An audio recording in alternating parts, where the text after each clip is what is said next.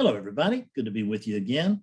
So today I thought we'd chat about the witness and the witness state and witnessing, and is there such a thing? And if so, what is it, etc. This question is often asked of me, so I figured it would be a really good idea to bring it up here. And I want to thank one of my friend Jane in England for recommending that I do a video on this.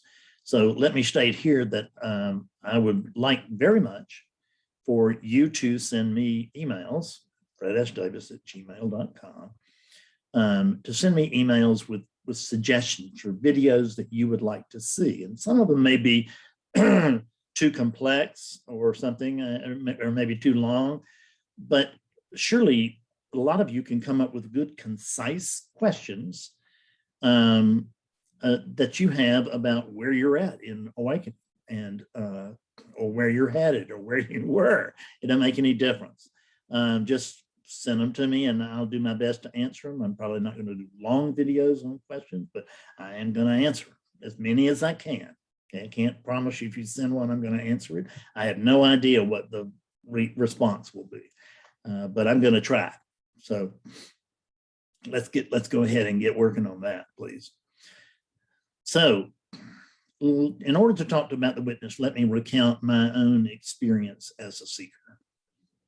When I became a, what do you say? I mean, it's just crazy to even describe it this way, but an advanced seeker, meaning that I had been around this neighborhood for a while, and actually at that point for 20 years or 20 plus. And that I had a good understanding of, well, I really had no understanding of what we were really doing, because you can't have any understanding of what we're really doing until you wake up. But you can smell some things, you can feel some things.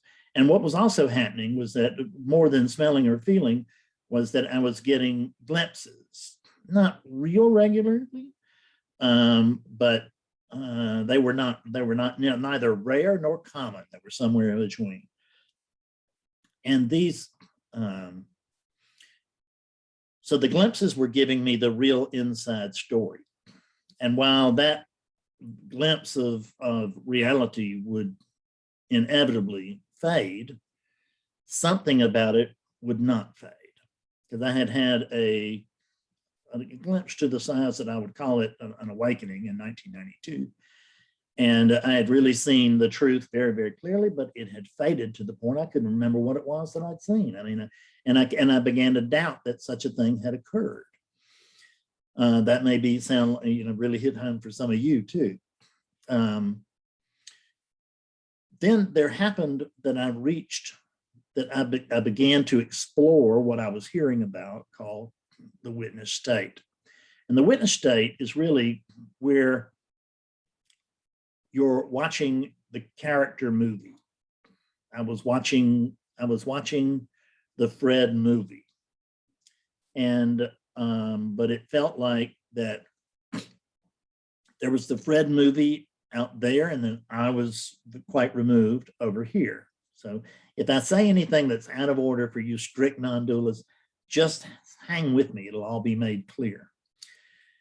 So I moved to where, what happened was I began to move into the witness state more or less spontaneously. And in alignment with this was I had come to recognize the sense of being very, very clearly.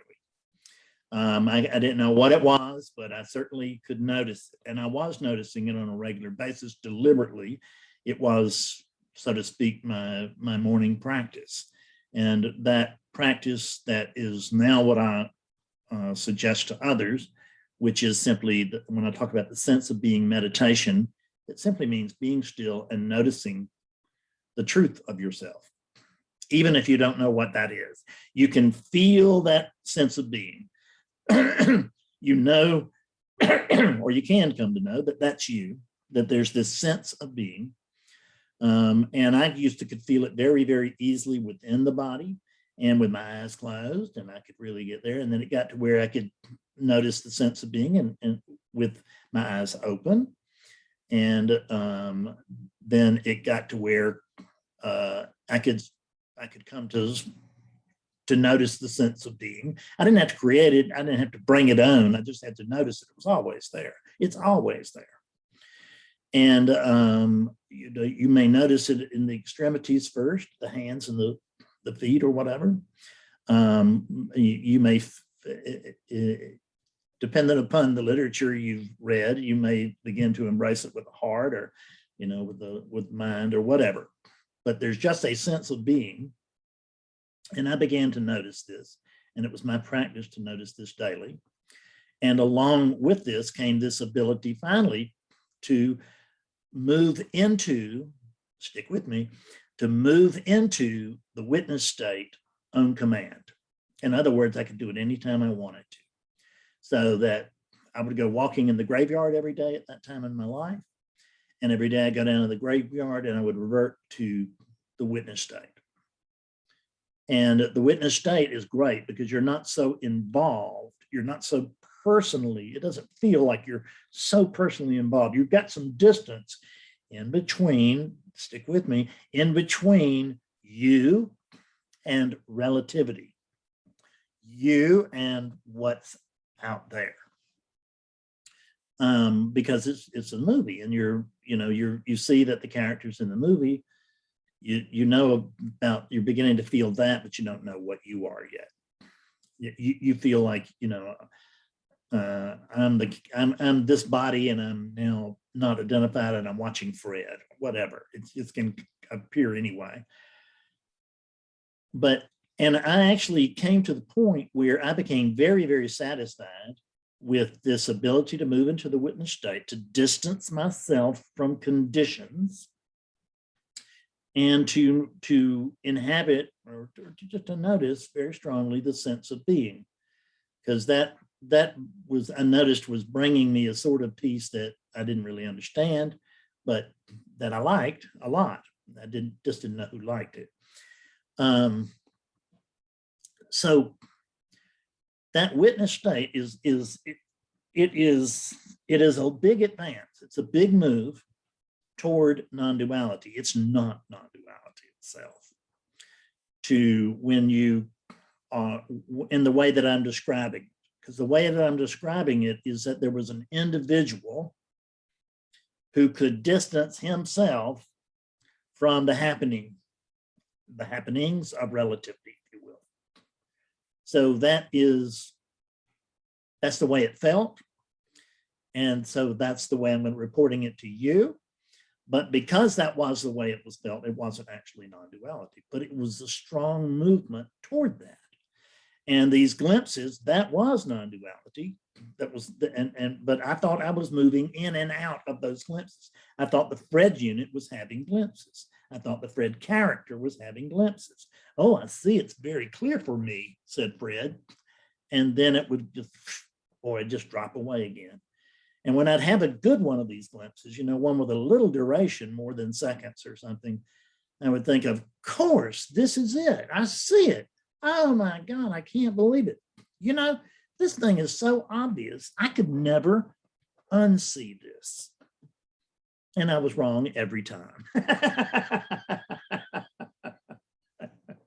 And you will be too, if you swear to that, because it's a promise you can't to yourself, or that you just can't keep.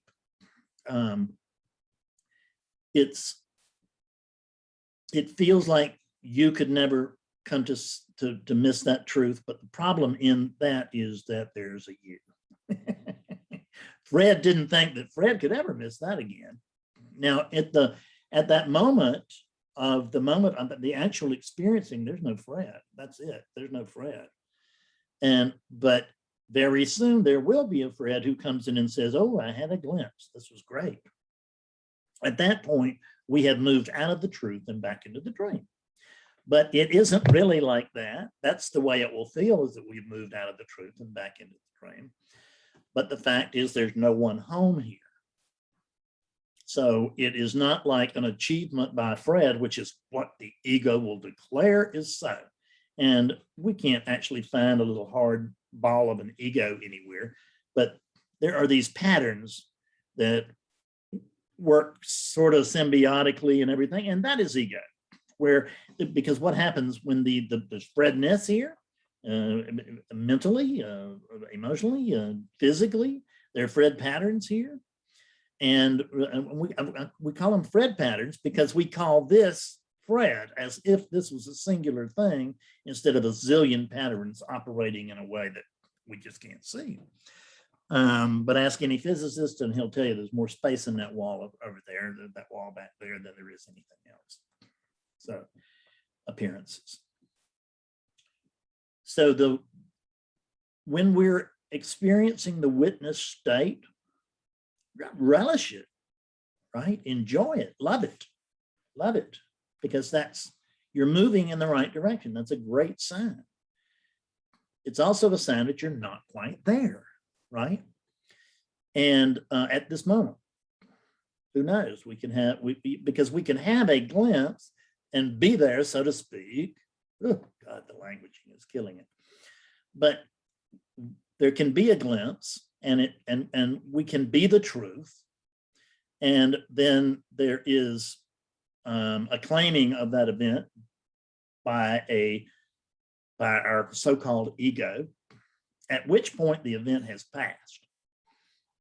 Because the ego will think that, oh, God Almighty, I saw it so clearly, but there's no one home. There's no one here to witness anything. The witness is just another thought. It is.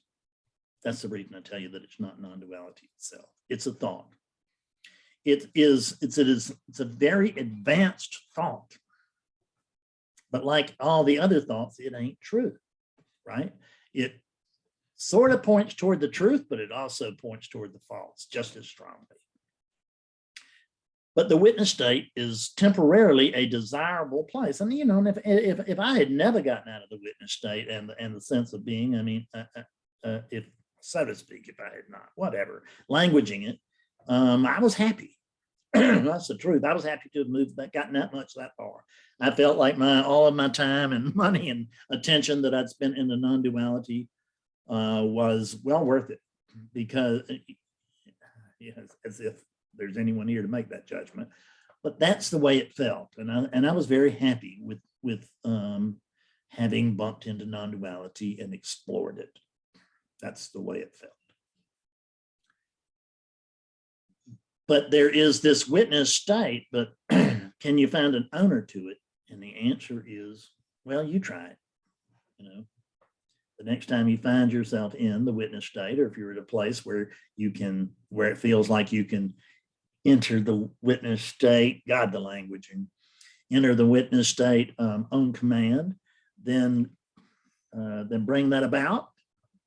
Notice that it's been brought about. And see if you can find an owner to it. And you can do the same thing with the sense of being. There's a sense of being. It's unmissable once you recognize that it's just this sense of aliveness that's here in every single body. What can happen without that sense of aliveness? Absolutely nothing. What can be seen without that sense of aliveness? Nothing. What can be experienced? Nothing. So in the absence of the sense of being, you know what we got? Nothing. And that's closer to what you really are than the sense of being is. But the sense of being is sort of the last rung on the ladder as we move up or move down, however you see it, into truth. So the witness is a thought. There's no real witness anywhere anymore. To make myself clear, let me tell you that the witness is exactly as true as Fred Davis. I've looked for Fred Davis for almost 40 years. And I've finally gotten to the point where I can retire from that. But I did look for him certainly for 24 years, very hard. And then I had to wrangle with ego and everything else for a few years as clearing took place. The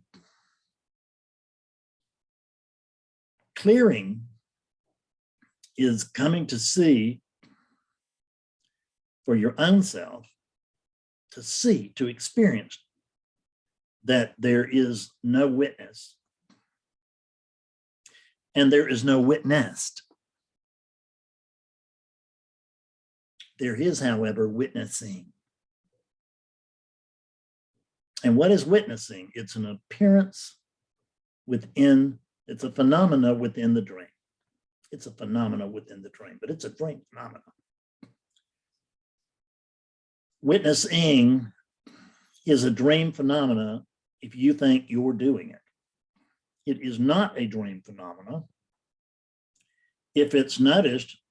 There's this witnessing, there's no witness, there's no witnessed.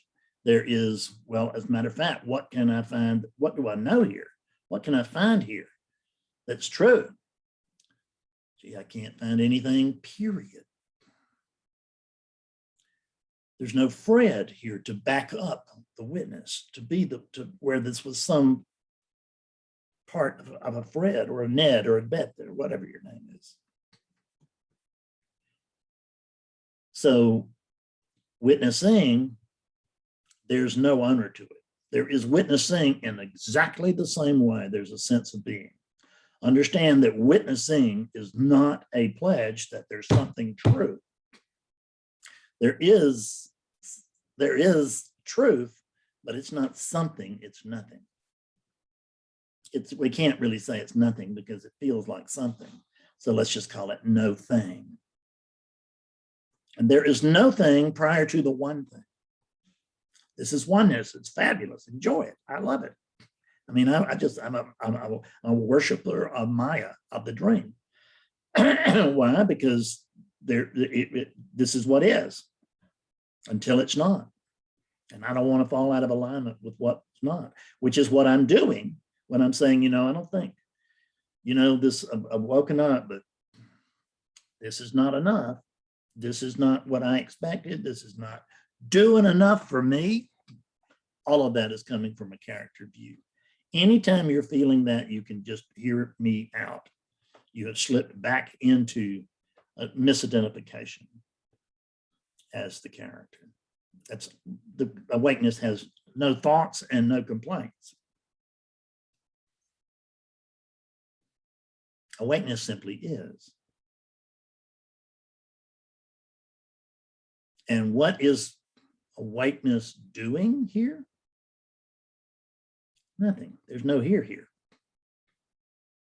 But it feels like, it looks like there's a show going on. We can certainly all say that. There's no Fred, but there's an ongoing Fred life here, which is the reason I have so much respect for relativity. I know that non-dualists tend to diss it. And we should distance ourselves from it. We should get rid of it. We should, we need to kill the ego. We need to all these things. And I have but one word to answer all of that. And that one word is bullshit. It's not the experience here. And I am currently working with many, many awakened beings. And I have worked with tons of awakening beings in the last 10 years that I've been teaching. And some before that, much to their dismay.